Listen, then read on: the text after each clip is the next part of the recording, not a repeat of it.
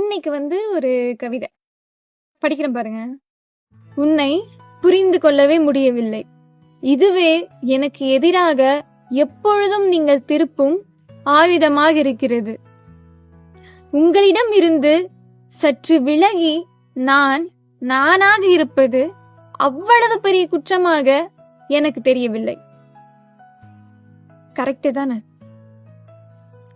உன்னை புரிஞ்சிக்கவே முடியலடா, உன்னை புரிஞ்சிக்கவே முடியலப்பா அப்படின்னா அப்படிலாம் ஒன்றும் சொல்ல முடியாது.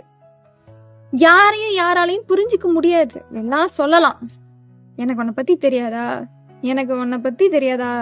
இப்போ என்னையவே என்னால முழுசா புரிஞ்சிக்க முடியல. எந்த நேரத்துல எப்படி இருக்கு அப்படிங்கிற மாதிரிதான்.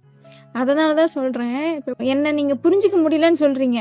உங்ககிட்ட இருந்து நான் தனியா நான் என்ன போல என்னை யாரும் புரிஞ்சுக்க வேணாம், நான் அமைதியா அப்படிதான் இப்படிதான் நான் எனக்கு தோன்றதை செய்யறேன், நான் எனக்கு பிடிச்ச மாதிரி இருக்கிறேன் அப்படின்னு நான் சொல்றது எனக்கு ஒன்றும் அவ்வளோ பெரிய தப்பா தெரியல. நீங்க புரிஞ்சுக்கணும் என்ன அப்படின்னு நான் முயற்சி பண்ணிட்டே இருந்தேன் அப்படின்னா நான் வாழ்க்கை முழுக்க அந்த முயற்சியை மட்டும்தான் நான் பண்ணிட்டே இருக்க முடியும். அதனால என்ன பண்ணணும் அப்படின்னா நான் நானாவே இருந்துக்கிறேன். எனக்கு எது தெரியுது, எனக்கு எது தெரியல, எனக்கு எது வருது, எனக்கு எது வரல, எனக்கு எது பிடிக்குது, எனக்கு எது பிடிக்கல அப்படிங்கிறது எனக்கு தெரிஞ்ச போதும். எனக்கு ஒரு விஷயம் இப்போ பிடிக்குது, டக்குனு அது பிடிக்காம கூட போகலாம். நீங்க உனக்கு தெரியும் இதுதான் பிடிக்கும் அப்படின்னா எனக்கு அது பிடிக்காம கூட போகலாம். அதனால யாரையும் யாராலையும் புரிஞ்சுக்க முடியாது. புரியுதுங்களா?